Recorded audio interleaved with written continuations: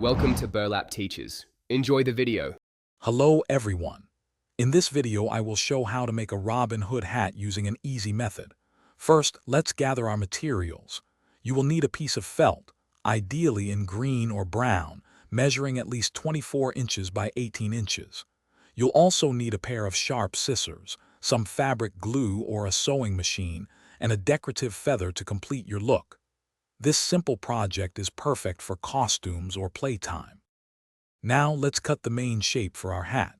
Take your felt and fold it in half lengthwise, creating a crisp crease.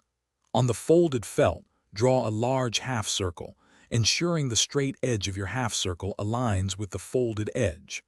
The base of this half circle should be approximately 12 inches wide. Carefully cut along your drawn line, and when you unfold it, you will have a large semicircle of felt.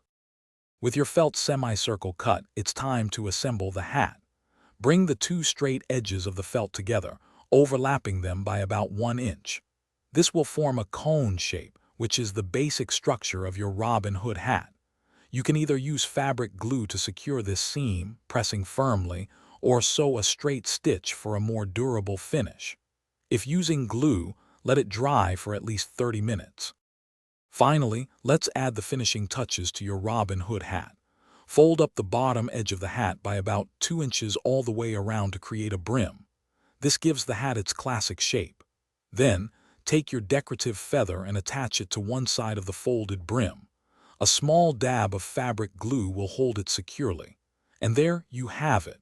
Your very own easy-to-make Robin Hood hat is complete and ready for your next adventure. Thanks for watching. Consider subscribing if this video helped you.